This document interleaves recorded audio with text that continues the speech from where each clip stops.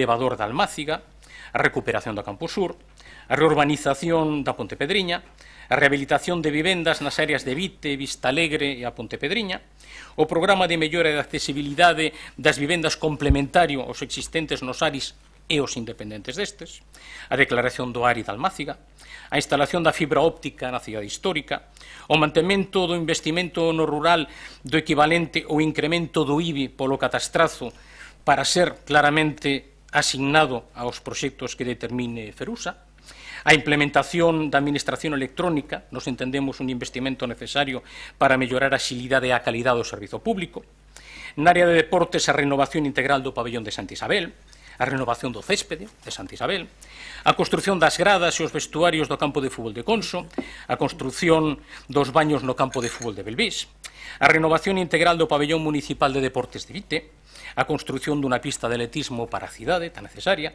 o acondicionamento da cuberta do pabellón do Colexio de Roxos Villestro, o acondicionamento da cuberta do pabellón de Lamas de Abade, o arranxo da cuberta do pabellón do Colexio Pío XII, o acondicionamento da pista polideportiva e o patio do Colexio da Xionlla, no ámbito cultural o incremento a subvención nominativa ao Museo do Pobo Galego, a programación musical de eventos no multiusos Fontes do Sar, os diferentes proxectos ubicados no capítulo de investimentos que son proposta do Partido Socialista, hai que dicir que representan 1/3 do total do capítulo 6º do capítulo de investimentos.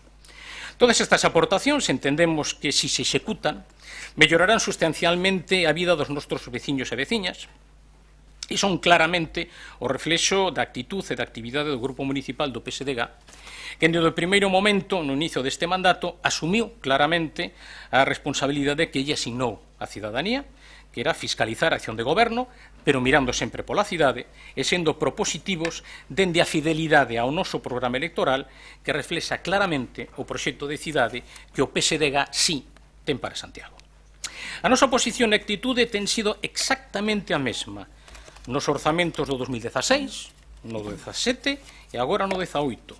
Ser propositivos, buscar o beneficio dos veciños e das veciñas e tratar de mellorar a súa calidade de vida dende a posición que ocupamos no pleno.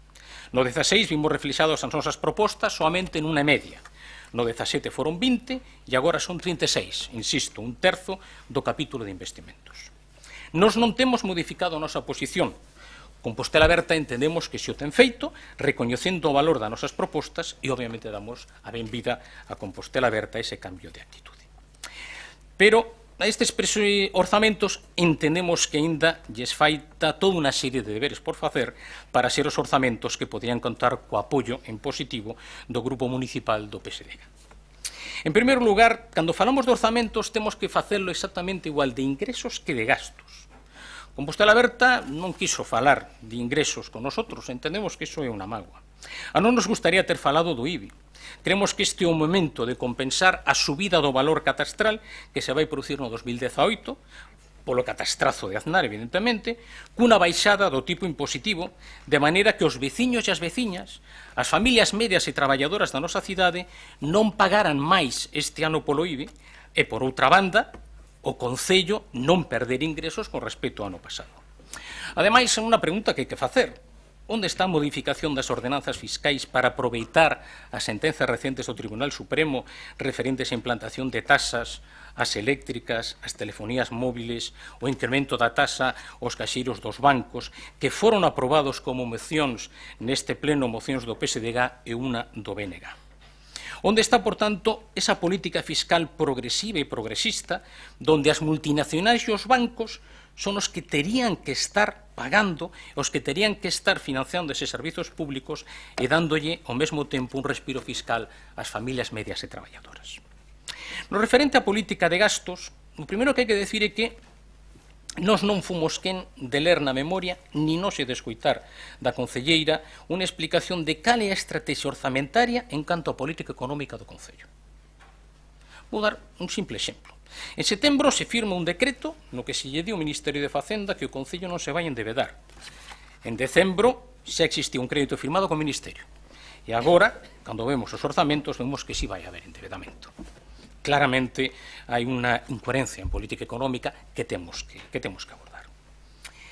Porque o certo é que En cada orzamento nos endebedamos, tamén o fai o Partido Popular, cada orzamento nos endebedamos, pero claramente para devolver ao mesmo ano seguinte, porque como non se executa por imperativo legal, a cantidade que non se executa ten que ir sí ou sí a financiar esa débeda que teria que estar verdadeiramente nos investimentos da cidade. Non é verdade, como di a memoria, que teñamos máis autonomía fiscal. O que pasa é que se ingresa máis polo IBI, pola contribución, fundamentalmente, primeiro polos atrasos, a regularización última catastral, e por outra banda pola subida do valor catastral, froito, como dixen, do catastrazo de Aznar. Que obxectivos existen detrás deste orzamento? Un exemplo, na área social, cantas solicitudes de axudas teñen como obxectivo tramitar para o 2018? Como van medir o cumplimento dos obxectivos en política social? Con que indicadores de xestión? A memoria non informa nada de todo isto. Por ser ano consecutivo, neste pleno se presentan uns orzamentos que non son orzamentos por obxectivos. Por qué?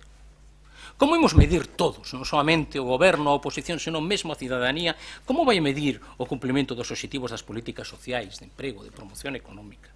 Como imos saber o impacto final dos mesmos? Como é posible que soamente se tramitara o 19% das axudas, 192 axudas, según se manifestou do programa Compostela Máis, existan subvencións sociais de 2 díxitos? A quen se pode axudar, de verdade, con subvencións de 2 díxitos?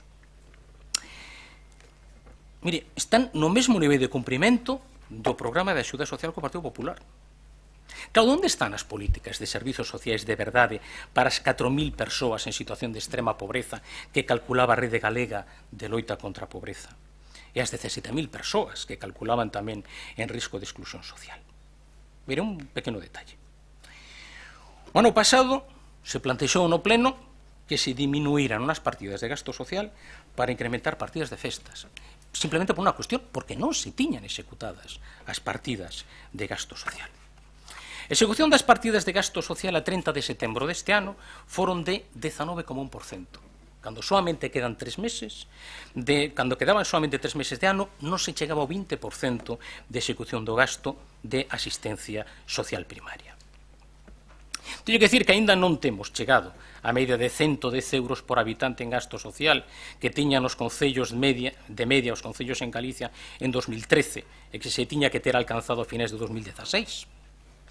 Claro, como imos facer para chegar a 160 euros por habitante cando estemos en 2019, como se firmou no compromiso ca Rede Galega de loita contra a pobreza? Queda claramente moito por facer neste campo. É evidente, ademais, que o gasto que se orzamenta non chega a quen ten que chegar. Por que non se aposta polo concerto social como un instrumento de xestión das políticas sociais? Se orzamenta, ou se ten que orzamentar para executar, e se ten que executar para cumplir os obxectivos. Pero, como acaba de lernos o voceiro do BNG, se está exactamente o mesmo nivel de execución que os gobernos do Partido Popular 2012, 2013, 2014. Esa é a realidade. A nos importanos tamén o que é a política de persoal, porque estamos a falar, entre outras cosas, do 30% do orzamento total de gasto, pero, ademais de iso, é que é esencial unha política de recursos humanos para garantir a calidade dos servizos públicos. Os problemas de inexecución non se deben, como moitas veces declaran, a maquinaria burocrática. Mire, teñen neste momento os mesmos cargos de confianza e número que o Partido Popular. O resultado, claro, é exactamente o mesmo nivel de execución de investimentos que o Partido Popular. Parece ser que unha cousa vai da man da outra, non? Prácticamente todo o orzamento está sometido a fiscalización limitada a premia según as bases de execución de 2017, pero non parece precisamente que esa falta de control pois leve a un nivel de execución máis alto, porque, insisto, a 30 de setembro o investimento non chegaba nin ao 10% de execución. Donde está o Plan Director de Recursos Humanos para o Concello? Donde está a política de recursos humanos encardinado nun plan estratégico da cidade? Onde está o plan estratégico da cidade?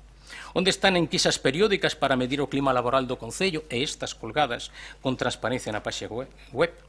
Cando se van a abordar a consolidación de emprego temporal estrutural? Que pasa cos interinos que levan máis de 5 anos e os que se lles ten que aplicar a normativa comunitaria?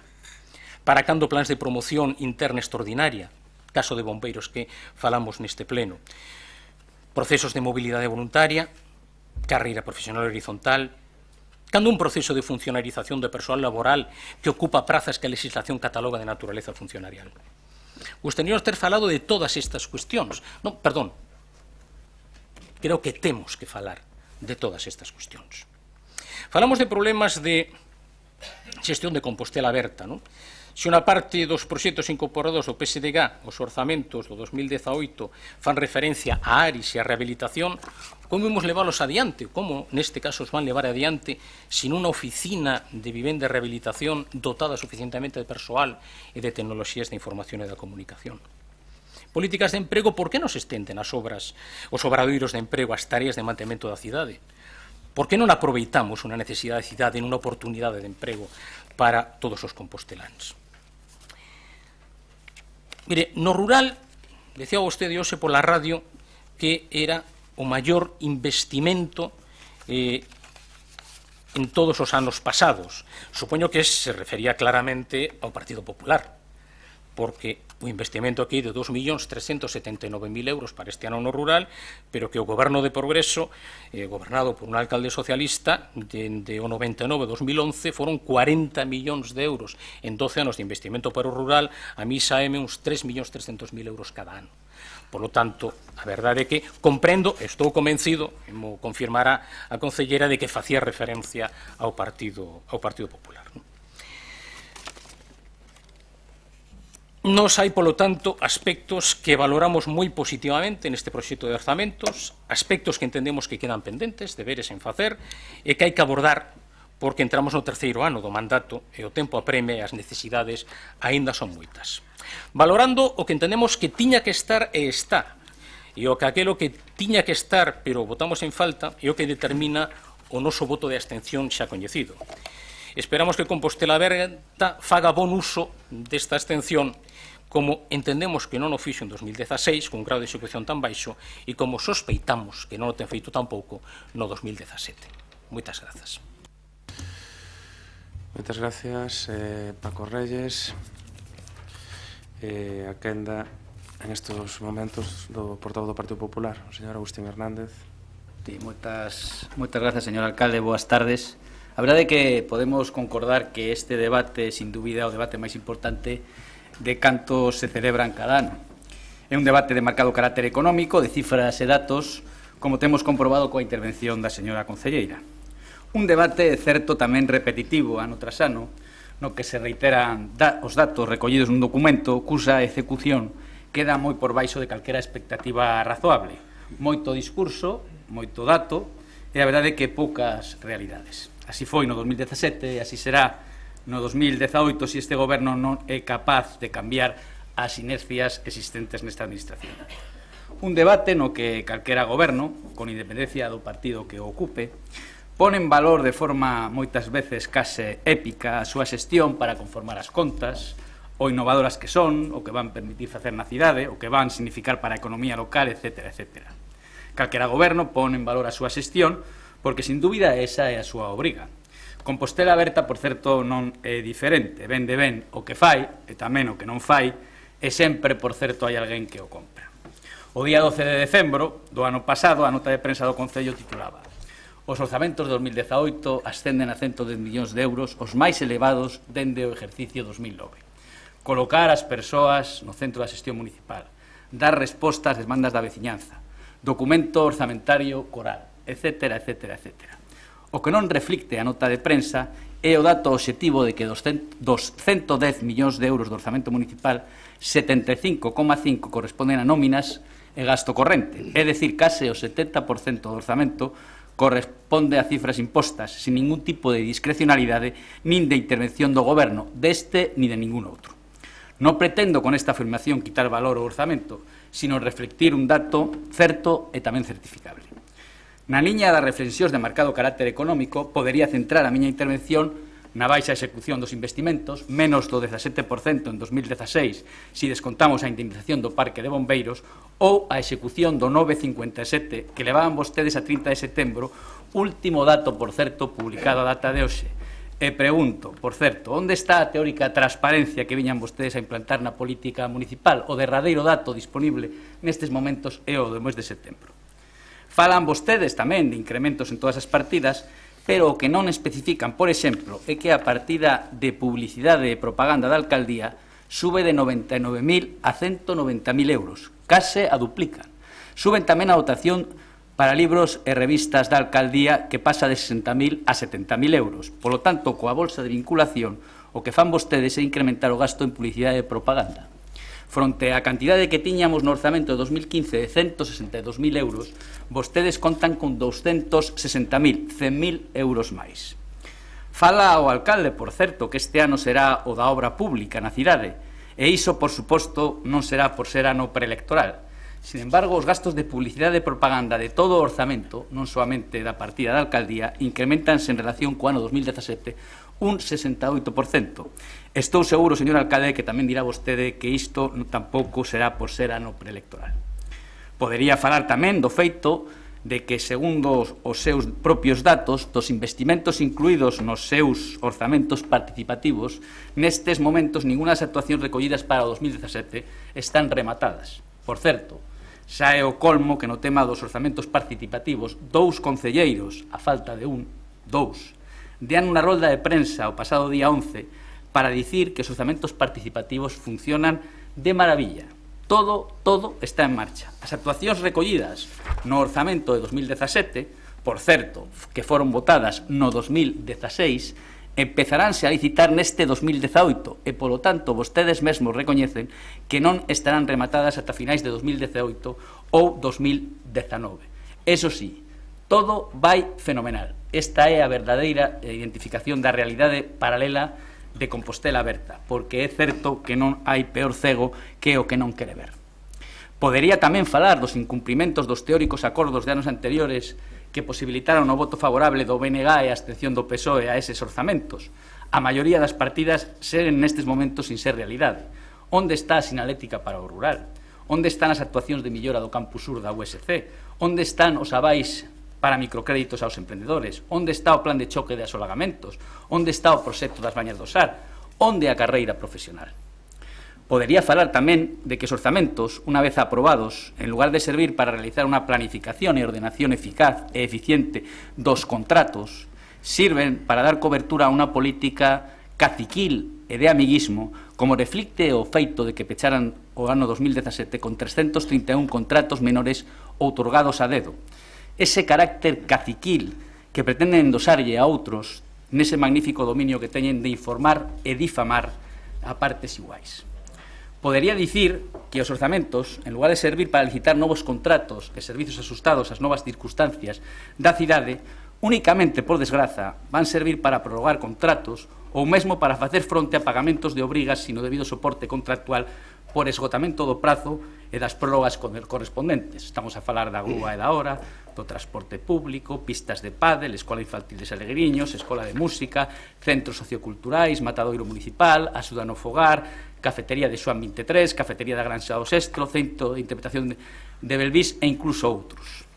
Podería decir que a aprobación dos orzamentos vailles permitir seguir contratando a coñecidos, amigos ou incluso exalumnos de algúns concelleiros e seguir asinando subvencións nominativas con colectivos amigos, así como a seguir denegando as mesmas por razóns ideolóxicas a outros colectivos cos mesmos dereitos e necesidades. máis gasto discrecional. Esa sí que é a sinal de identidade destes orzamentos.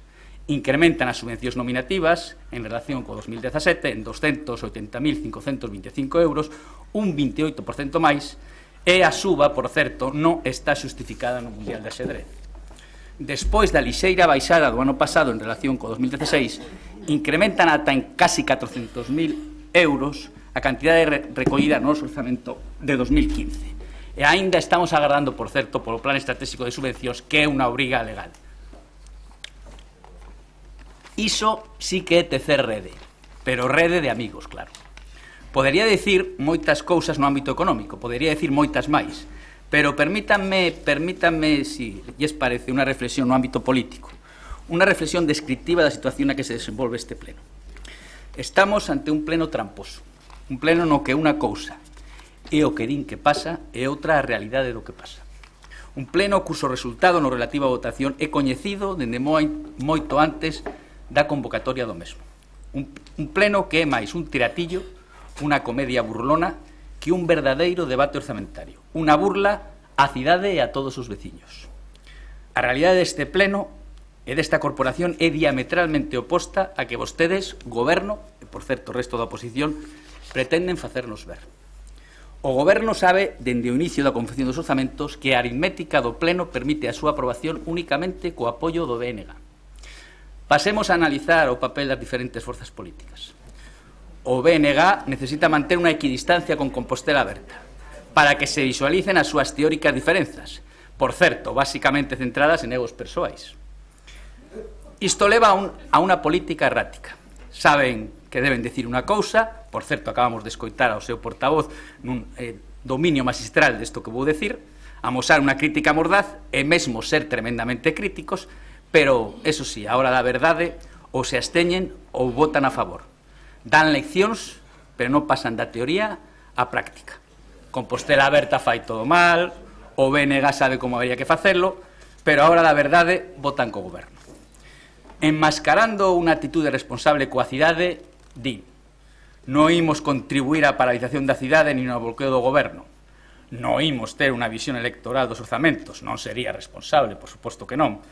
O único que pretende o BNG nese xogo é manter o seu estatus de muleta do goberno.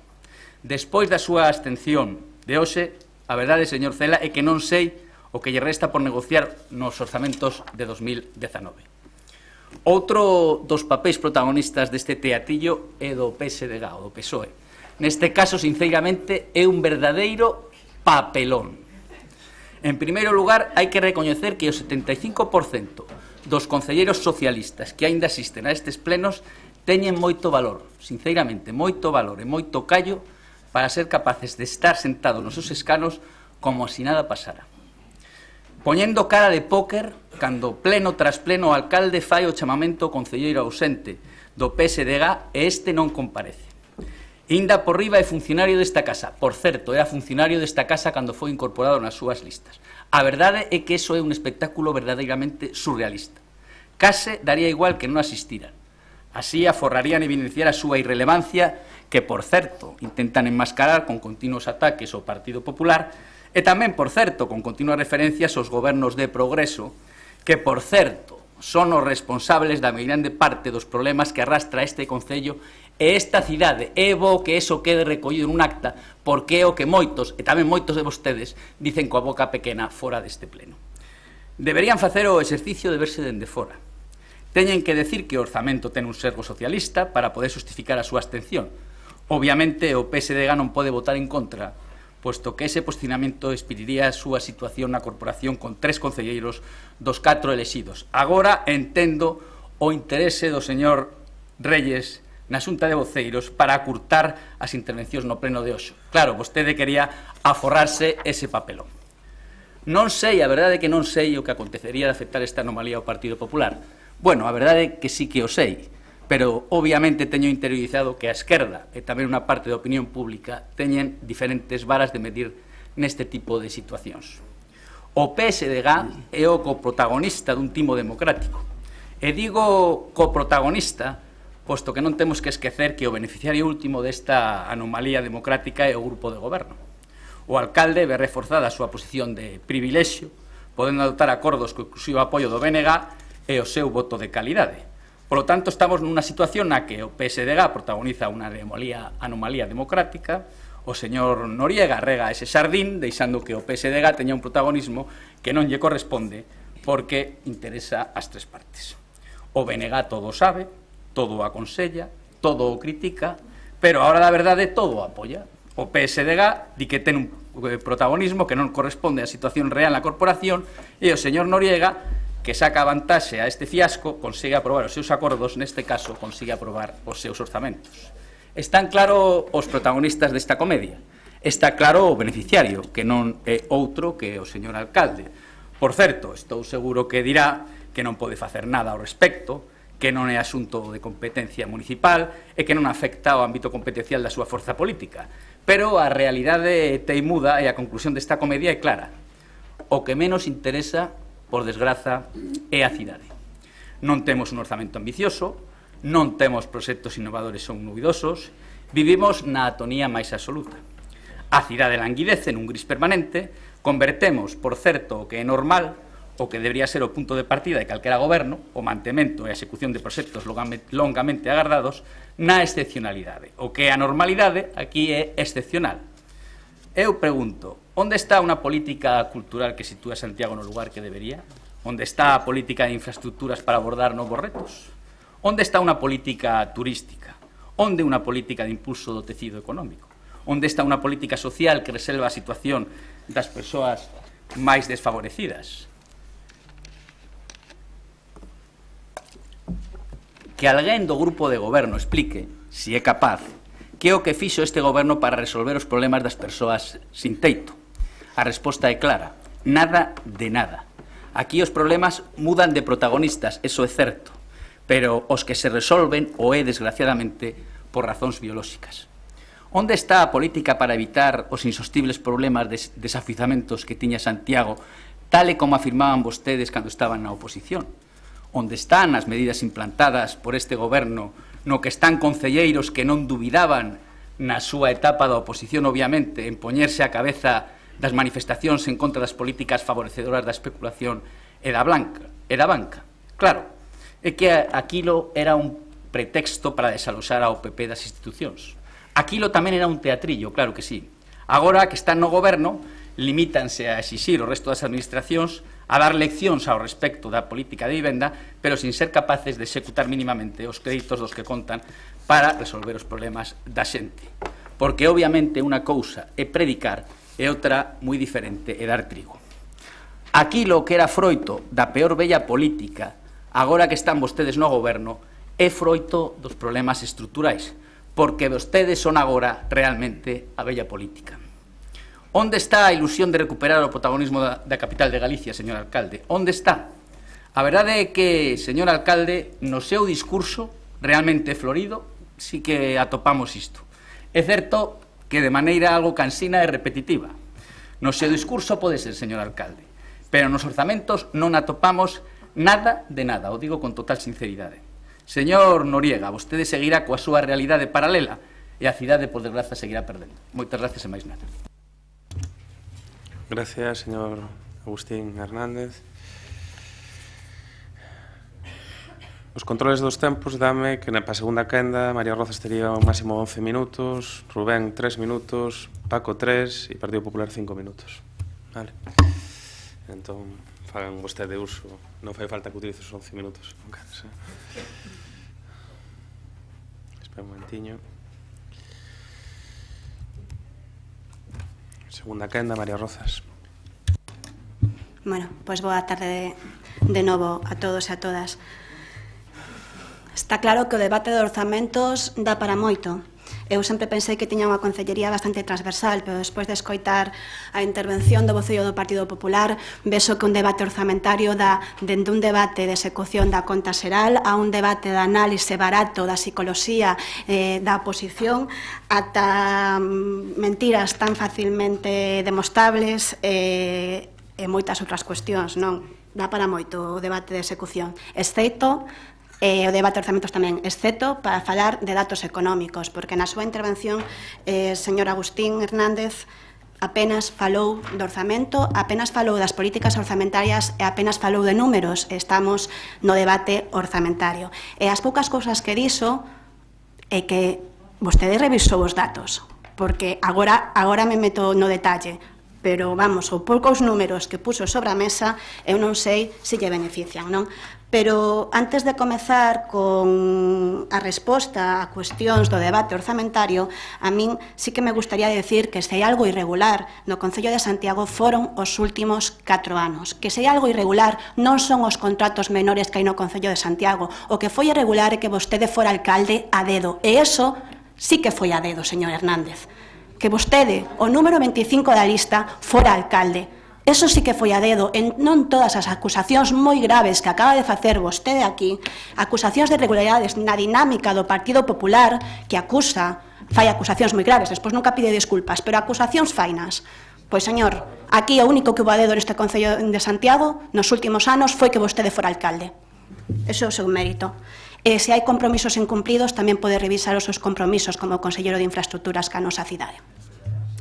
As últimas críticas que fixo o orzamento, porque estamos no debate, no pleno de orzamentos, entre outras cuestións criticou a partida de publicidade e propaganda que ten a alcaldía, que se incrementa, sí, incrementa esa partida de publicidade que ten o Concello de Santiago en alcaldía, pero que se elimina que habían órganos de goberno. Pero se quere falar de comparación de datos da alcaldía, de orzamentos da alcaldía, tal vez estivera ben que comparara o orzamento da alcaldía do ano 2018 co orzamento da alcaldía do ano 2015. Tal vez non tivera interés en poñer o foco en 100 e pico mil euros que se destinan a publicidade, tal vez o foco poñería en que a alcaldía de Santiago no ano 2018 ten a metade do orzamento que tiña a alcaldía cando vostede era alcalde.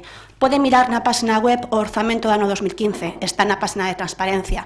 Vostede, como alcalde, manexaba máis de 2 millóns de euros. O actual alcalde de Santiago manexa metade. Eso sí que son datos económicos e non todo o que vostede dixo aquí. Quere poñer o foco na publicidade en 100.000 euros? Bueno, señor Hernández, tiña a súa disposición o dobre do orzamento. O dobre do orzamento, e ben que utilizou, porque cando chegamos no 2015 xa estaba todo gastado.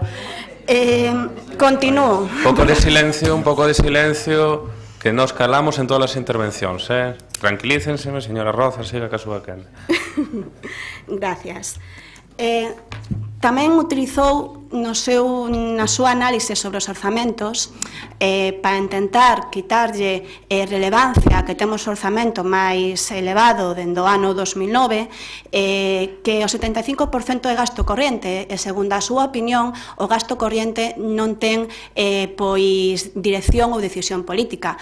É unha reflexión interesante, é evidente que vostedes aplicaron esa decisión, por eso Santiago de Compostela no ano 2015 tiña as fochancas que tiña, porque non destinaron créditos nin cartos a gasto corriente e a políticas de mantemento. É evidente, claro, porque como gasto corriente non hai decisión política, non ten importancia nin relevancia, todos son novas infraestructuras, pois Santiago, que quede claro, as políticas de mantemento van en gasto corriente, as políticas de mantemento é tapar fochancas, que ben está, ainda queda moito que facer, pero ben claro está a evolución dos últimos 2 anos, e iso é gasto corriente. Tamén é gasto corriente as actividades culturais. Xa sei que o PP, se se recoñece por algo, é polo recorte de gasto cultural que tivo durante os 4 anos que gobernou, pero para nós é importante, e as actividades culturais, as actividades deportivas tamén son gasto corriente. As subvencións nominativas, que tanto lle parece que lle importa o seu orzamento, son similares ao orzamento que ten actualmente ao que tiña no ano 2010, que se nos queremos poñer a comparar orzamentos antes da crise, pois se pode comparar en moitas situacións. Pero, que ten de malo a subvención nominativa, o seu incremento? Eu podo comprender que intentemos irnos a un modelo onde non se incrementan as subvencións nominativas en anos e situacións habituais e normais, non? Pero cando nos vemos ante a situación que un incremento que non incrementa as subvencións nominativas significa unha perda de oportunidades para a cidade, eu non quero asumir esa responsabilidade.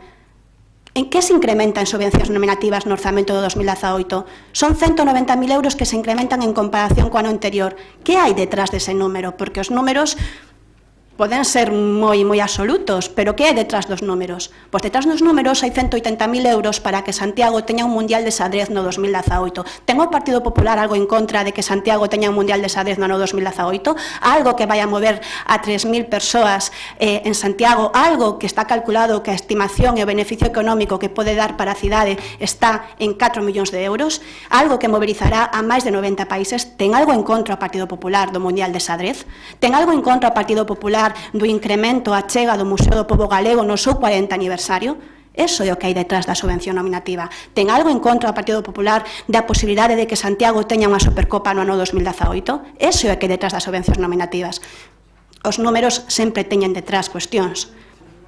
É moi fácil criticar por criticar, non? Pero a verdade é que as críticas do orzamento que acabo de escoitar por parte do Partido Popular son bastante insulsas. De feito, falou de todo menos do orzamento. As únicas cuestións que comentou apenas teñen fondo. Falou dun orzamento que non é ambicioso, e se algo este orzamento é ambicioso, no que se incrementa moito en comparación cos orzamentos do Partido Popular. E falou da execución, non? Eu creo que é importante facer pedagogía sobre o tema da execución. O Concello de Santiago, e sempre o dixemos, ten un problema na execución dos seus investimentos, das obras. Noutras partidas, como poden ser as partidas de mantemento, execútase un 90%, e o mantemento é importante, non facendo o noso ese lema de manter e querer. Ten un problema de investimentos na súa execución.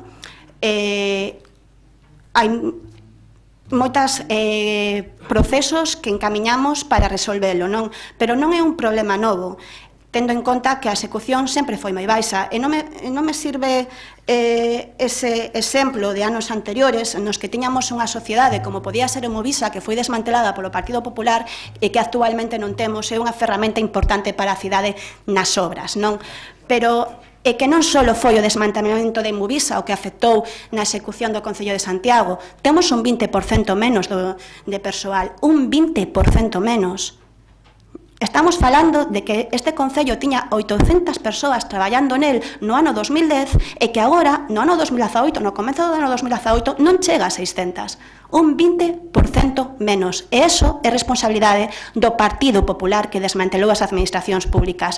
Preténdese que se faga máis aínda do que se facía antes con un 20% menos de persoal? Bueno, inténtanse, búscanse fórmulas, pero é evidente que o Partido Popular ponlle complicado a súa viabilidade aos proxectos das administracións locais e das administracións públicas en xeral, non? Xa pouco tempo me queda. Eu simplemente, para rematar, quería pois agradecer ao Grupo Socialista e ao Bloque Nacionalista Galego o diálogo mantido dende o mes de outubro neste proceso de negociación e de conversas de que políticas orzamentarias queríamos para o ano 2018, agradecer esa vontade de diálogo amosada por ambas organizacións e tamén agradecer esa capacidade de chegar a acordos, non? Porque os acordos van en favor da cidade e que Santiago teña un orzamento no ano 2018 é positivo para a cidade. Mais nada e moitas gracias. Moitas gracias, María Rozas. Rubén Cela. Moitas grazas, señor alcalde. Como teño moi pouquiño tempo, telegráficamente. Decía un gran intelectual, a par que revolucionario, que creo que ademais comparto ca señora Rozas querencia política, que só os necios discuten os feitos obxectivos. Vale? Entón, como non estou disposto a discutir algunhas cousas xa por enésima vez, eu vou facer unha proposta moi concreta neste pleno. Eu o que propoño, bueno, se tiveramos esta discusión nun bar, con San Google amañábamos, non? Posiblemente esta con Google tamén, porque os datos son públicos e están na web do Concello, pero por se acaso, como isto é un acto máis solemne, eu que vou solicitar hoxe formalmente é que desde a intervención municipal do Concello se faga un informe sobre a execución do capítulo 6 dos orzamentos municipais deste Concello na última década. Na última década. E pediría ao alcalde que se dera conta dese informe no vindeiro pleno ordinario. E eu, desde logo, teñan por seguro que se me trabuquei facendo os cálculos, pedirei disculpas públicamente aquí, como non me cabe a dúbida que as pedirá tamén a señora Rozas. E acabamos esta discusión para sempre. Segunda cuestión, señora Rozas, que veña hoxe vostede aquí a dicir que vostede non sabe que teñen de malo as subvencións nominativas, si quere, yo explico despois en privado. Pero iso non é o que dicía o programa de Compostela Aberta, nin o que dixo sempre Compostela Aberta, Si queréis, traigo as actas dos primeiros plenos do orzamentos e o que dixo o alcalde sobre as subvencións nominativas. Aquí hai 3 concelleiros, 2 concelleiros e unha concelleira que son diputados na Diputación Provincial de Coruña. Si queren, poden explicar como hai que facer para reducir as subvencións nominativas cando hai vontade política de reducir as subvencións nominativas. Mira, o do Mundial de Xedrez pareceme estupendo e o do Museo do Pobo Galego tamén, claro, casualmente se olvidou mencionar outra que duplicar a axuda ao Obradoiro, por exemplo, outro tipo de cuestións. Claro, eu podo discutir moitas cousas, a mí pareceme ben, outra cousa, teríamos que ver se debería haber un trato equitativo con outro tipo de clubs, con outro tipo de clubs en categorías profesionais de máxima división ou incluso con respecto ao deporte de base. Ese non é o problema de fondo. O problema é quitando o Museo do Pobo Galego e a Xedrez, vostedes o que fan é manter a estrutura de subvencións que houbo sempre.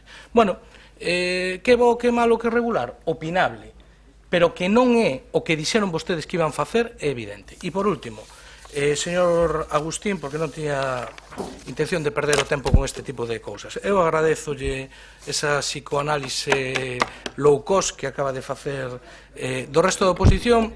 Eu tamén lle vou a dar un consello. Mire, é evidente que despois do roscón de Reis, por lo menos algúns aquí, psicolóxicamente xa están situados en campaña electoral.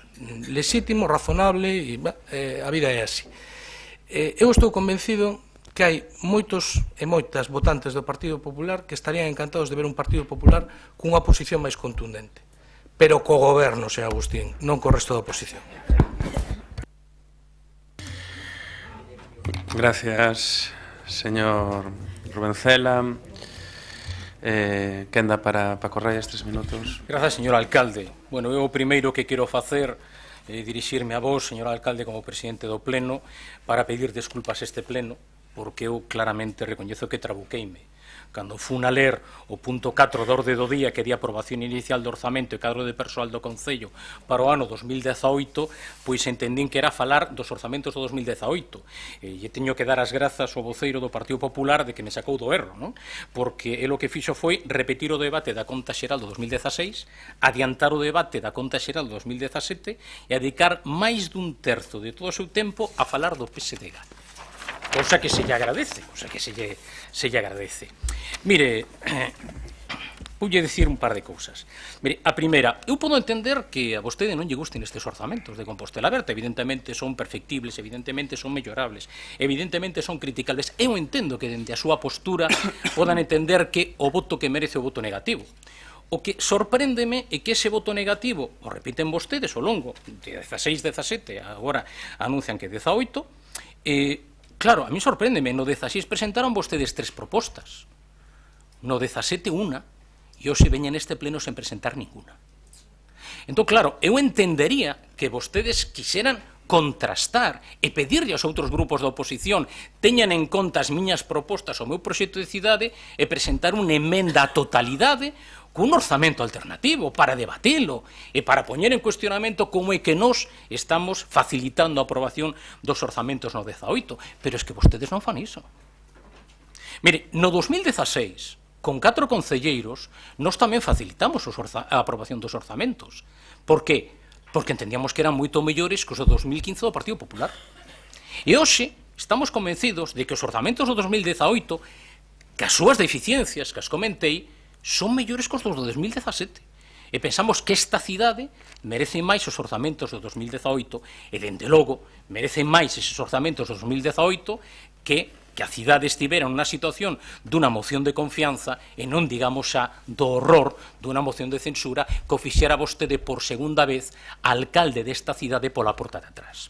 Porque non solamente a vostede claramente a cidade lle dixo que non quería que seguira sendo alcalde nas eleccións do 2015, e que, ademais, que vostede ten un blasón para esta cidade. Vostede para Santiago de Compostela, non digo para outras cidades, pero para Santiago de Compostela, vostede foi, con moita diferencia, o peor conselleiro de infraestructuras, medio ambiente e vivenda de toda a historia democrática da Xunta de Galicia.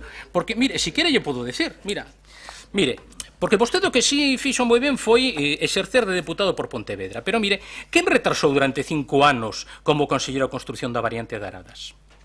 Quen participou do abandono dun proxecto ganador do concurso público para a estación intermodal de Herreros? Quen participou no atraso da construción da nova EDAR, prometendo que sería antes? Quen construiu 0 vivendas sociais en Galicia? Onde están os 4 aparcamentos en superficie que faltan dos 5 que vostede prometeu como concelleiro?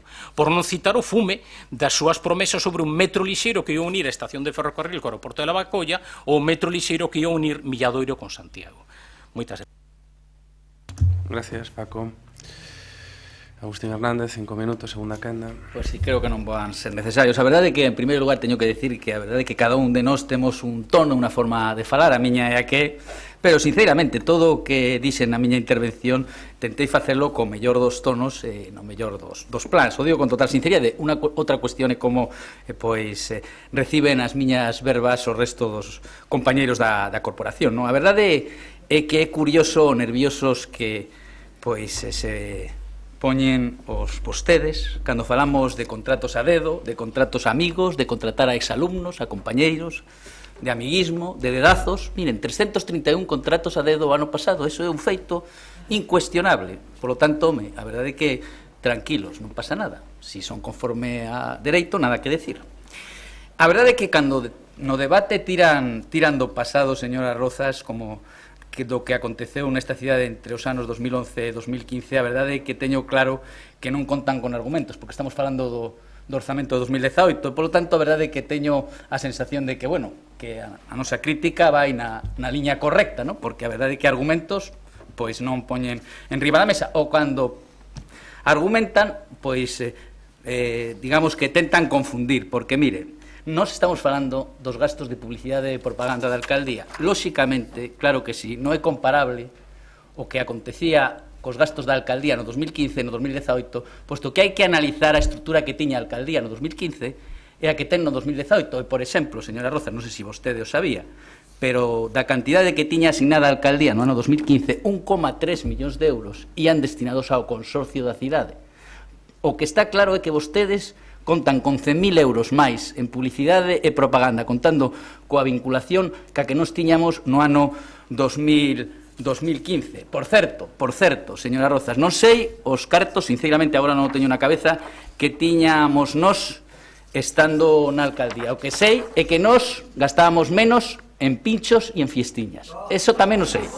Eso é así, e eso podemos acreditar.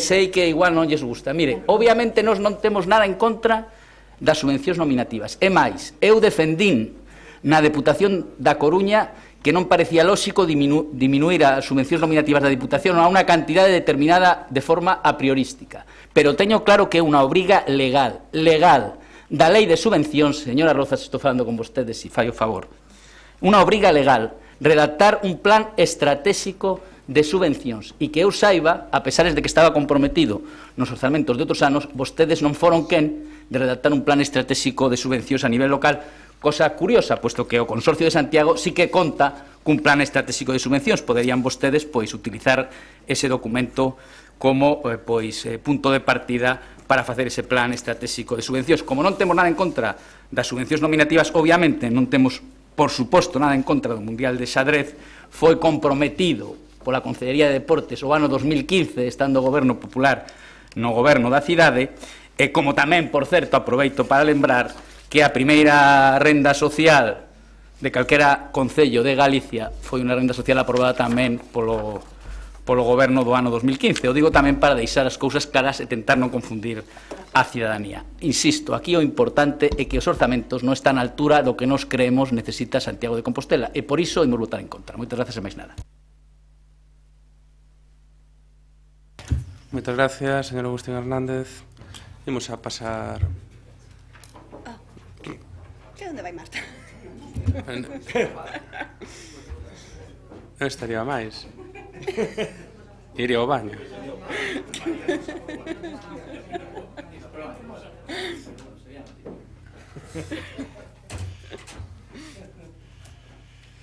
Imos... Isto é para darlle emoción, non, Marta? Imos a pasar a votar. Señor secretario. Si, votos a favor da aprobación inicial do orzamento e cadro de persoal do Concello para o ano 2018. Votos a favor. Compostela Aberta. Votos en contra. Grupo Popular. Abstencións. PNG, PSOE. Quedaría aprobado inicialmente o orzamento e cadro de persoal. Moitas gracias, señor secretario. Pasemos ao punto 5º da orde do día, que é unha proposición do BNG para arranxar de urxencias deficiencias detectadas nos autobuses urbanos, co obxectivo de incrementar a seguridade viaria no transporte público de Compostela. Goretti, a súa quenda. Ben, boa tarde. Nos presentamos esta proposición, por un lado, tras coñecer ese último informe que sinalaba pois unha serie de deficiencias nos autobuses de Santiago que nos parece absolutamente escandalosa, 325 deficiencias para 41 autobuses que están a circular polo Concello, o que significa unha media de 8 deficiencias por vehículo, mais non só por ese informe, senón tamén por coñecer de primeira man as queixas de persoas usuarias dos autobuses e mesmo por conversas tamén cos condutores, coas condutoras destes vehículos. É por iso que vou comezar por iso, non? Porque como este debate tamén tivo pois unha certa repercusión mediática, eu quero insistir en que ninguén se debe preocupar, que nós non queremos causar ningunha alarma con esta proposta, que non é esa intención, nin queremos nin podemos, porque realmente toda a poboación de Santiago de Compostela sabe a situación en que están os autobuses, todas as persoas que os usan habitualmente, mesmo falamos deste tema en diferentes ocasións na Comisión de Queixas e Suxestións, sequera hai bastantes queixas referidos a este tema e algo que se comenta nos bares, nas rúas, que a xente cando nos ve nos comenta, non? Mais, de calquera maneira, mesmo que nos demostrasen que están arranxadas todas estas deficiencias, desde que se fixo este informe, mesmo que nos demostrasen que están arranxadas todas, algo no que non acreditamos, pero se fose así, por suposto que oxalá sería polo ben da veciñanza, esperamos entón, nese sentido, pois que se nos diga, despois deses supostos controis máis estreitos que se fixeron a raíz do informe, pois cantos foron arranxados e deixaron de perder aceite. Parece un pouco que perder aceite pois é máis fácil e máis barato, non, que amañar eses depósitos, cantos teñen xa ramplas para as persoas con diversidade funcional amañadas, cantas delas non, pois poden utilizarse, porque xa sabemos que esas manuais moitas veces pois non poden por cuestión legal, porque o condutor non pode abandonar o autobús, cantos teñen os espellos retrovisores en condicións, os freos a punto, porque claro, unha cousa é facerle un control e outra arranxar as deficiencias, e se nos di que están todas elas, desde logo nós pola información que temos a partir dos propios condutores con que nos reunimos, o que se produciu foi un arranxo de chapa de pintura, pero desde logo consideramos absolutamente insuficientes para tallar este problema. Mais a nós preocúpanos unha cuestión máis de fondo.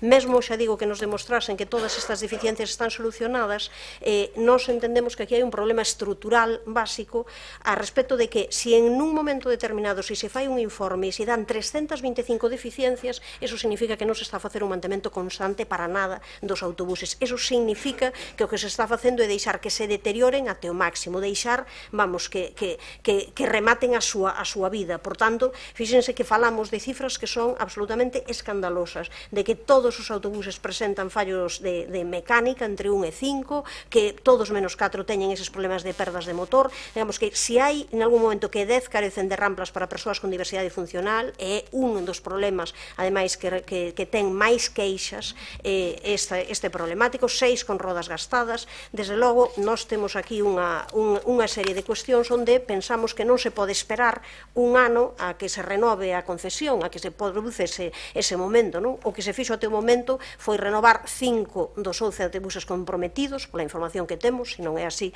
que se diga cal é a outra, e cando se fala de renovación da flota, que se refiren á incorporación de 5 autobuses que son de segunda man, o que representa que van precisar revisións e cuidados específicos pola súa antigüidade. Así que quizáis o que sexa necesario, por un lado, sexa ese control da empresa concesionaria, ese servizo de inspeccións que non se quiso poñer en marcha, importante, no relativo a un mantemento continuado constante da flota, onde sabemos, ademais, que hai cuestións como, bueno, que non funciona a calefacción, por exemplo, do condutor, algo moi constante, unha queixa reiterada tamén, e tamén sabemos que estamos nun momento onde, ao estar sen contrato a empresa concesionaria, cales son as posibilidades que ten o Concello para xustamente estar aí, non esperando a que se renove a flota con novo concurso, non esperando a que se tarde un ano, senón simplemente intentando que se consiga toda a seguranza a mellor e as mellores condicións para o conxunto dos autobuses, para o conxunto da poboación. Así que, insisto, que non é un tema xa única e exclusivamente de arranxo destas deficiencias, que sí que o é, senón tamén un problema de falta alta, de mantemento constante, que é o que demostra que se poida facer nun momento determinado un informe e que o número de deficiencias sexa tan elevada referida ás cuestións máis diversas. Vou facer referencia tamén, xa para rematar, a emenda que propón o Partido Popular. A nós o que nos interesa é que se arranxen esas deficiencias, se considera que facendo un informe actualizado pois con iso pode axudar, pois non temos problema en asumir esa emenda tamén. Podemos debater aquí se con un mes é suficiente ou non. A nós o que nos interesa é desde logo que se aprobe o punto primeiro, porque entendemos que hai que arranxar xa esa cantidade de deficiencias dos vehículos que integran a flota de autobuses. Gracias, Goretti. Gonzalo, a súa quenda. Sí, boa tarde, compañeiras, compañeiros. Realmente, pois, o feito de que un servicio público pois está a ser xestionado, neste caso, por unha empresa privada, obviamente, pois non significa pois que por parte de quen goberna, neste caso, pois non se teña responsabilidade algunha de como se está pois a funcionar pois o mesmo, non? Agora ben, isto algo xa nos ten acostumados, neste caso, pois con Compostela Aberta, o mesmo está a acontecer pois con outros servizos, neste caso, de aquí se emplazo a que no vindeiro mes temos que volver a repetir, incidir, a presentar outra moción co que está a acontecer cos contenedores de basura. Xa no mes de marzo de 2017 xa presentamos pois esa moción e non se fixo pois nada ao respecto, non? O que si nós queremos creer e queremos que non o faga saber, pois é o concelleiro responsable deste servicio, que dispoñendo deste informe dende o mes de 1 de maio de 2017, pois é que o máis importante é que a día de hoxe pois todas estas anomalías detectadas xa foron obviamente pois arranxadas. Se non é así, pois temos que amosar a nosa máis profunda preocupación. Se a calquera de nós nos pasa con os nosos vehículos particulares, o vamos a pasar ITV e non nos van a dar un prazo, como dicimos nesta proposición, de 3 meses, non? En 10-15 días o temos que arranxar ou esos vehículos pois non poden circular, non? Supoño que aquí, cando estamos falando dun transporte público que poñemos incluso pois a seguridade da veciñanza, pois tense que arranxar, pero con maior ausencia, non? E logo, pois a vista da gravidade de algunhas desas anomalías, e tal como se detallan nos pliegos, pois se fixo algún requerimento á empresa ou incluso pois a unha apertura de expediente, tal como refrexan os pregos, non? Que din textualmente manter o material móvil en bo estado de funcionamento e conservalo mecánicamente en condicións que ofrecen seguridade aos usuarios, cumprindo estrictamente as obrigas técnicas, revisións, ITV, etc., así como as condicións de índole higiénico-sanitarias que en todo transporte colectivo de viaxeiros son exigibles, mantendo o exterior e interior dos vehículos co mellor estado estético posible. Todo isto de acordo coas normas legais de aplicación da materia. A empresa adxudicataria debe entregar á empresa TUS os correspondientes documentos e ter en regra todas as ITV dos vehículos adscritos. Vendo o que está a acontecer e con este informe, pois realmente isto é unha infracción grave, a falta grave o incumprimento da obriga do contratista de manter en bo estado de uso e conservación os bens e instalacións adscritos ao servicio sempre que tivera mediado o requerimento municipal para a subsanación desta circunstancia, non atendido no prazo de un mes. Isto que di textualmente os pregos. Entón, supoño agora que a intervención do concelleiro responsable pois nos fará chegar pois como está neste intre pois o estado actual. E o que si agardamos é que obviamente pois estes 41 vehículos pois que estén a día de hoxe en perfecto estado de funcionamento. Nada máis, moitas gracias. Moitas gracias a ti, Gonzalo. Alejandro, súa quenda. Gracias, alcalde, boa tarde. Bueno, o Grupo Popular vai dar apoio a esta iniciativa do BNG que trae causa dun informe pericial encargado por TUSA e aproveito para pedirlle ao concelleiro delegado que no sucesivo, cando se encarguen informes, pois se lle dea traslado de oficio aos grupos e non se xean os grupos xa os que os teñan que solicitar, non? Como digo, imos dar apoio a esta iniciativa do BNG, ainda que esta iniciativa procura máis un alivio sintomático do transporte urbano que un tratamento do mesmo, non? Que tratamento que pasaría lóxicamente pola renovación da flota. A renovación de 11 autobuses era algo que estaba previsto no contrato que se asinou no ano 2006, era algo obligado, e foi unha renovación iniciada polo anterior goberno do Partido Popular. Curiosamente, esa renovación, ese expediente de renovación foi paralizado polo goberno de Compostela Aberta, non? co conseguinte prexuizo, bueno, pois para todo o sistema do transporte urbano, lóxicamente para a seguridade. Non é alarmismo, señor Duarte, facer críticas da situación do transporte cando hai autobuses que teñen fallos no sistema de freos, non? Para a seguridade, digo, tamén causou un prexuizo, lóxicamente, para a accesibilidade. Hai que pensar que moita xente ten dificultades ou imposibilidades de acceso ao transporte público porque non hai rampas automáticas. Causou, evidentemente, un prexuizo para a propia imaxe do transporte público e a imaxe ao final é a sustentabilidade económica do mesmo, porque é evidente que é moi difícil captar novos viaxeiros e, polo tanto, contribuintes que valga a redundancia, contribúan a manter o transporte público se o estado do mesmo, o estado da imaxe do mesmo é o que é, non? A verdade é que o argumento dado polo goberno municipal, e particularmente por vostede no seu momento, hai 2 anos, precisamente en algunha interpelación feita polo Grupo Popular, revelouse co tempo como un verdadeiro sofisma, non? Porque vostede utilizou no seu momento un argumento que podería, digamos, valer ou ter unha apariencia válida. Decía vostede, bueno, non imos renovar 11 autobuses, porque, claro, imos facer un debuxo dunha nova rede de liñas e imos empregar moitos microbuses e, polo tanto, non ten sentido seguir adiante cun expediente de adquisición de vehículos longos, de autobuses de 10 metros ou de 12 metros. Claro, agora descubrimos a nova redefinición de liñas na que vostedes estiveron traballando e descubrimos que as liñas pois aínda son máis longas e que a capacidade de carga dos autobuses non pode diminuir. Polo tanto, se siguen necesitando autobuses de gran tamaño e, polo tanto, foron 2 anos absolutamente perdidos porque teríamos gañado certo tempo e, ademais, pois o esforzo económico de sufragar eses autobuses vía amortizacións pois se diluiría un poquinho máis no tempo. Foron, como digo, 2 anos perdidos. En cuanto a material, non solamente en cuanto aos autobuses, temos aí o exemplo dos postes, o estado dos postes electrónicos, que é algo fundamental, non? Para suscitar a confianza do usuario é o que é dende hai 2 anos. E foron tan perdidos eses anos que nin siquiera hai soporte contractual. E isto é importante porque o feito de que non haxa nin sequera soporte contractual fainos dubidar da viabilidade ou da eficacia desta iniciativa que propón hoxe o BNG, non?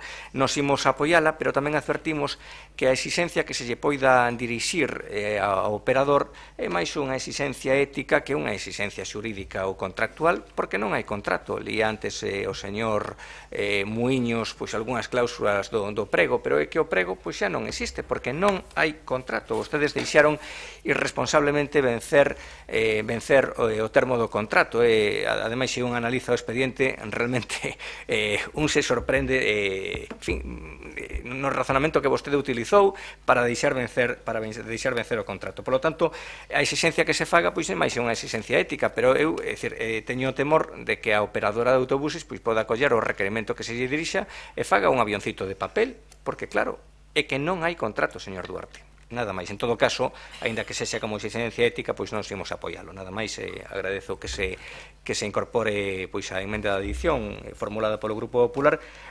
Sobre todo, señora San Martín, pois como di o señor Duarte, que xa se arreglaron todos os defectos, pois supoño que esa auditoría permitirá tranquilizarnos a todos. Nada máis, grazas. Moitas gracias, Alejandro. Señor Jorge Duarte, súa... Moi boas tardes a todos e a todas. Desde o Grupo Municipal ímos a apoiar esta auditoría, esta información que se nos pide, tanto con a que nos pide o BNG como tamén o informe que pide o Grupo Popular, porque non hai nada que esconder e o que temos que facer é tranquilizar os veciños, porque realmente todas aquelas cuestións que afectaban a seguridade están resoltas desde fai moitos meses e gustaríame empezar polo principio. Este informe, o informe pericial, é do mes de abril, encárgase cando vence o anterior contrato e antes de proceder a estudiar os pregos e a renovación da flota queremos saber cal é o estado da flota. Os datos que se nos pasan se lle entregan a empresa concesionaria e se lle exixe que repare todas as causas que podan afectar a seguridade das persoas, a seguridade da circulación dos autobuses. Entre estas, por exemplo, citaba ahora desgaste de rodas, algunhas máis están todas resoltas e na actualidade das que hai o 75% están xa resoltas, quedando pendientes algunhas como óxidos nos baixos ou cousas menores. Por lo tanto, o informe é do mes de abril, pásase nun primeiro momento xa a empresa concesionaria que nos solicita a sustitución de 7 deses autobuses por outros que podan dar o servizo sustituindo a esos. Incorpóranse 5 e tamén nos volve a solicitar que se permita a sustitución de outros 5 autobuses a final de ano, dos cales se incorporan 3 estando pendientes outros 2. Segundo consta nas comunicacións co operador, están resoltos todos aqueles problemas que teñen que ver con seguridade, quedando únicamente pendientes algunhas, como decía, de óxidos exteriores e algunha de acondicionamento interior. Os autobuses contan todos os 41 cas ITVs que poden quedar a disposición de todos os grupos. Todas as averías relacionadas con mecánica, seguridade ou rodas están amañadas desde a comunicación e nos seguintes meses. Únicamente un autobús presenta nestes momentos perdas de aceite e está na actualidade nas cocheiras. Hai un punto dentro deste informe que sí me parece que é máis preocupante e que realmente entendemos que non se vai poder resolver ata que haxa a nova concesión, que é o que ten que ver ca accesibilidade, aínda que sí queremos dar un paso para facer cumprimento da Lei de Accesibilidade Universal que entrou en vigor o 4 de decembro de 2017 e que a modificación da ordenanza que por motivos de seguridade nesta cidade impedía que o conductor do autobús abandonara o seu posto de conducción para desplegar a rampla. Para dar cumprimento a ese proceso normativo entendemos que naqueles autobuses que só teñan rampla manual vai haber que permitir que unha persoa con dificultades de mobilidade poda viaxar ela soa sin ter que ir acompañada por un acompañante. Implica a modificación da ordenanza, implica un cambio de criterio cos conductores que se resolverán nos próximos días. O que quería decir claramente que están resoltos todos os problemas, todos os problemas que afectan a seguridade, un 75% se unha empresa quedando os interiores en problemas estéticos internos e de óxidos en baixos. Podemos presentar ese informe, teño o borrador do informe xa feito a semana que ven, creo que non hai que esperar o mes, e o que sí podemos ter a seguridade é que toda a veciñanza que viaxa nos autobuses está viaxando en vehículos que están en perfectas condicións de viaxar que as súas ITVs postas ao día. Fálase de que non hai contrato. O artigo 7 do prego di que o concesionario ten a obriga de prestar o servizo ata que haxa un novo concesionario. Non é unha mentira, está no prego, pode ler calquera, polo tanto é así de certo. Polo tanto, desde aquí transmitir a seguridade a toda a veciñanza e imos apoiar a moción porque creemos que para transmitir esa seguridade é positivo e non hai ningún obstáculo para poder facelo. Gracias, Jorge. Goretti, señora Quenda. Ben, eu agradezo o apoio mostrado e quería de todas as maneiras comentar 4 cuestións. Bueno, a primeira é que só faltaría que non tivesen a ITV, non? Só faltaría, non?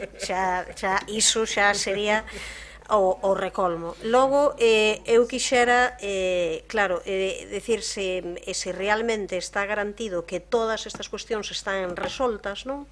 O certo é que no mes de maio os autobuses estaban circulando con 325 deficiencias. A min, por eso dicía que independentemente de que se solucionen ou non, aquí hai un problema estrutural da falta de mantemento constante e de, claro, hai que agardar a que hacen unha inspección en un momento determinado 325 deficiencias, que non son 15 nin 20, nin 30, 325. Entón, a min iso, que tal? Vale, agora poden estar solucionadas. Non sei se todos contan con espellos retrovisores que eviten os ángulos mortos.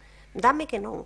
Pero vamos, dame que non, creo que ese tema. E creo que non todos contas coas ramplas para persoas con discapacidades, onde creo que tamén vai haber que facer un estudo, porque nin sequera as paradas de autobuses están moi ben adaptadas para que esas ramplas se poidan abrir. Nin sequera. Eso creo que vai ser problemático. Así que algunha das cuestións que están aquí, eu creo que non están resoltas. Pero o que a min sí que me preocupa, díxeno desde o principio, é que, independentemente de que estean ou non resoltas, no mes de maio os autobuses circulaban con 325 deficiencias. E aquí ninguén o sabía, ademais, porque o informe houve que pedilo para despois telo. Entón, eu creo que isto é grave e significa que ou ben ese servizo de inspección ou hai que ter algunha actuación para que isto sexa un mantemento constante.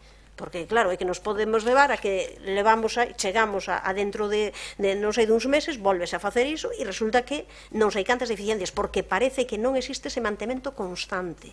hai unhas persoas que son, eu creo, as que mellor saben o que son os estados dos autobuses, os condutores e condutoras. Eu creo que non era mala idea ter un contacto frecuente con eles e falar de justamente este estado, porque eu témome que ese mantemento constante non existe e iso realmente non é por alarmismo, senón por causar a seguranza, e algo que nos debe de preocupar ao conxunto de membros da corporación. Moitas gracias, Goretti. Gonzalo, algo que engadir?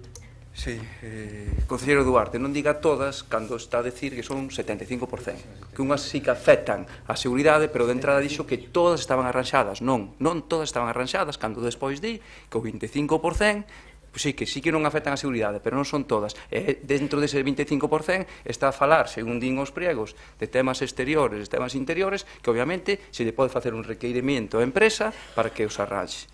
E a partir de aí o que decía, nós vamos mes a mes á Comisión de Queixas e Suxestións e todos os meses, dende o mes de maio, nos están a vir queixas pola deficiencia estadio dos autobuses. Entón, o que si requerimos é que se faga un control máis exhaustivo, unha fiscalización máis forte de como se atopan o estado dos mesmos. Obviamente o noso voto vai ser favorable, pero non veña aquí enganar pois a xente dicindo que están o 100% arranxadas cando non.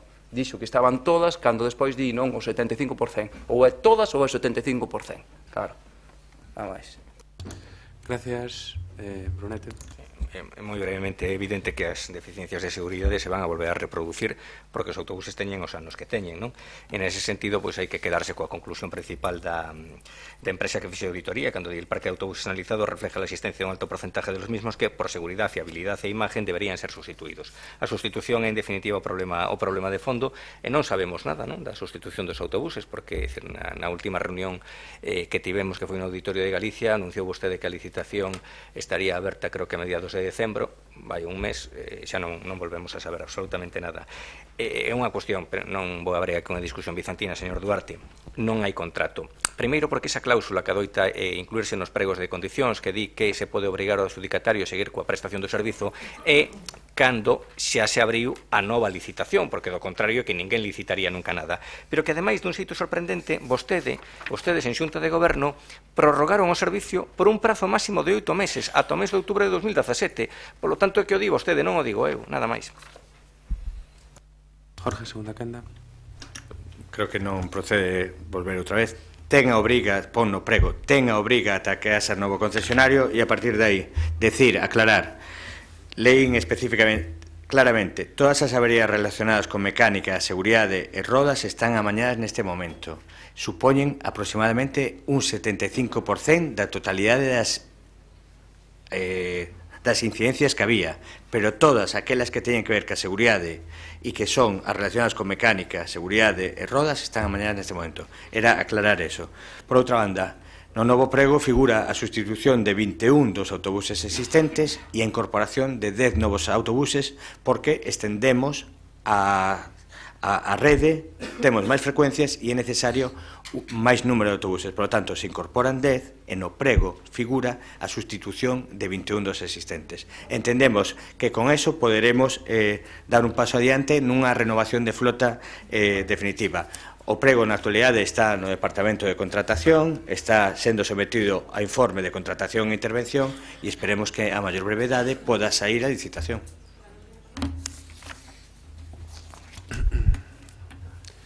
Moi ben, a votar.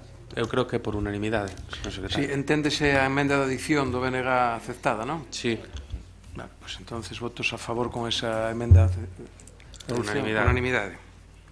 Gracias. O seguinte punto é o punto número 6 da orde do día, que é unha proposición do PP sobre a continuidade do trazado entre as estradas Nacional 634 e Nacional 547 para a mellora da mobilidade en Lavacolla. Sí. Señor Agustín Hernández. Moi brevemente, señor alcalde, boas tardes unha vez máis. Ben, vou tentar ser breve porque este é un tema moi concreto, é unha solicitude, unha petición dun colectivo importante de veciños da zona de Lavacolla, simplemente para que todos os compañeiros poidan situarse. A Nacional 634 é a estrada que comeza en San Lázaro, pasa por San Marcos, Lavacolla, pasa pola rotonda onde está o acceso ao aeródromo militar e logo despois continúa ata prácticamente chegar ao punto de arranque da pista do aeroporto de Lavacolla, onde remata nun saco sin fondo nun paso baixo a autovía A54 que unirá Santiago con con Lugo, non? A Nacional 547 é a actual estrada que comeza na rotonda de remate da actual A54, é dicir, da autovía de Lavacolla, e que vai ata Arzúa. Pois ben, coa execución das obras da autovía que está nestes momentos en marcha, do treito entre Lavacolla e Arzúa Oeste, o Ministerio vai modificar a rasante do derradeiro treito da actual autovía de Lavacolla, vai mudar o punto de entronque da estrada de Guitiriz e tamén da conexión do polígono do Pino coa autovía nova e, polo tanto, vai quedar un resto da Nacional 547 sin continuidade cara á nosa cidade.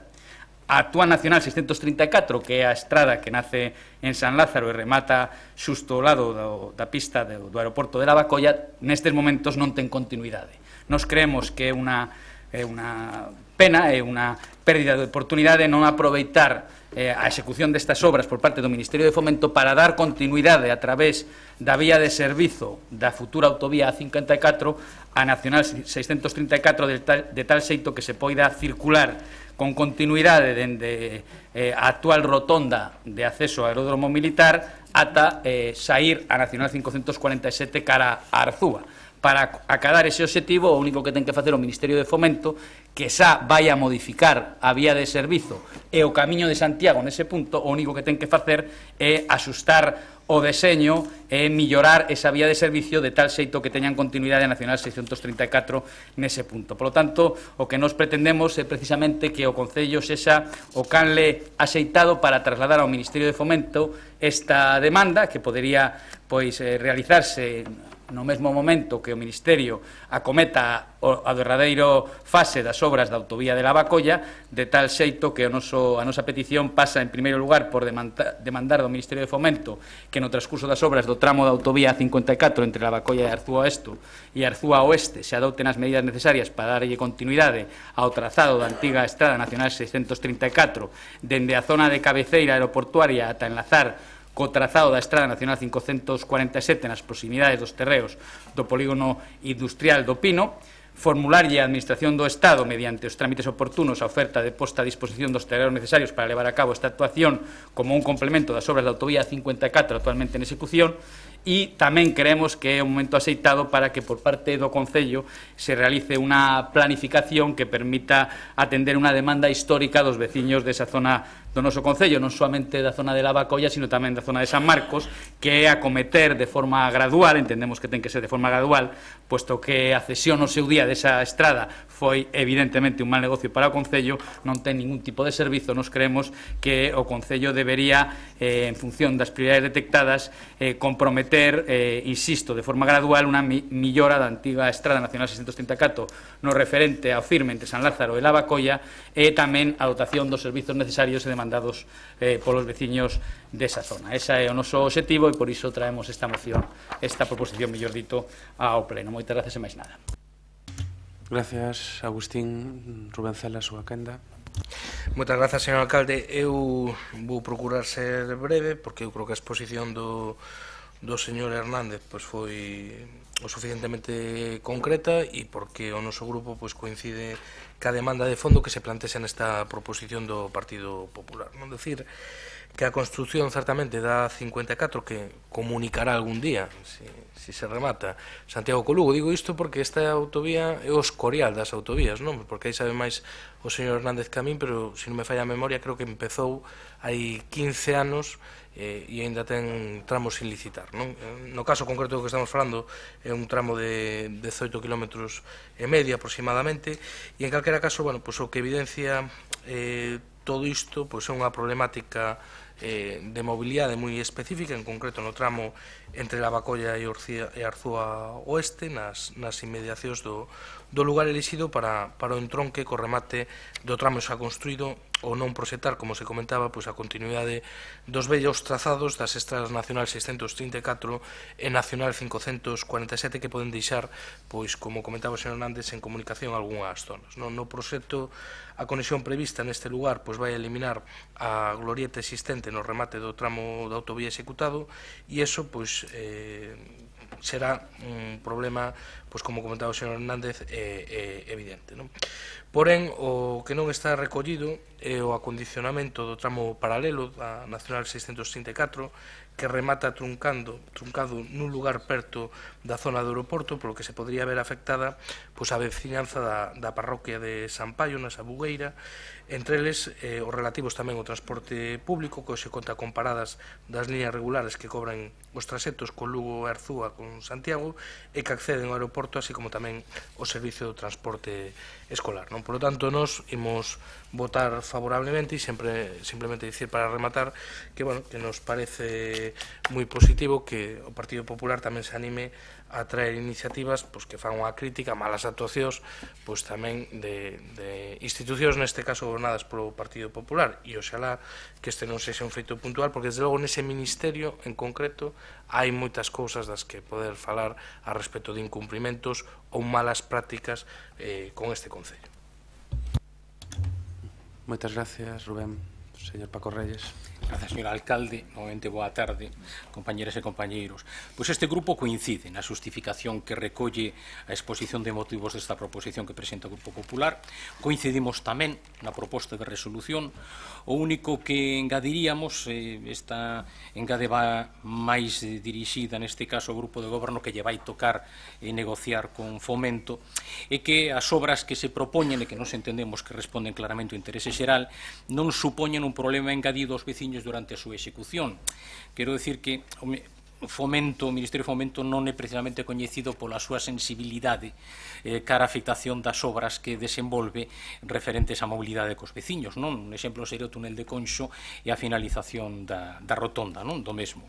Por lo tanto, nos o que pediríamos sería que se engadira un punto non na proposta de resolución, pero sí nas conversas con Fomento, pois de que se tentara de diminuir na medida do posible esa afectación polas obras aos veciños. Mais nada, moitas gracias. Moitas gracias, señor Paco Reyes. Rafa. Moi boa tarde a todos, compañeiros e compañeiras de corporación. O voto vai ser favorable, como non podía ser de outra maneira. O Ministerio a facernos aí outro pequeno estrago na parroquia. E agradecemos, pois neste caso é certo, pois a celeridade que tivo pois o Grupo Municipal Popular de reaccionar ante esa cuestión e traerlo aquí, pois habrá que agradecerlo algún día pola parroquia que veña Paco Reyes, Antón Barba, que veña todo o mundo, e así reconciliamos absolutamente a todas as posicións. Mais nada, votaremos a favor. Vale.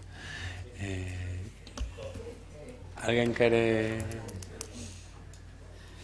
algunha en segunda quenda ou algo? Non? Enténdese por unanimidade. Unanimidade. Señor secretario. O punto número 7 e 8 son, no primeiro dos casos, unha toma de coñecemento da elevación á aprobación definitiva da modificación da ordenanza fiscal 101 imposto sobre bens inmobles e da dación de contas, no caso do punto 8, de resolucións da alcaldía e das concellerías delegadas e acordos da Xunta de Goberno local que están a disposición de todos os concelleiros e concelleiras da corporación. Antes de pasar ao punto 9, vamos a facer un receso, se ustedes saben, sí. E será o último, porque logo a lógica será robos, preguntas e as dúas mocións que hai, vale? Entón, 15 minutos máximo, retomamos.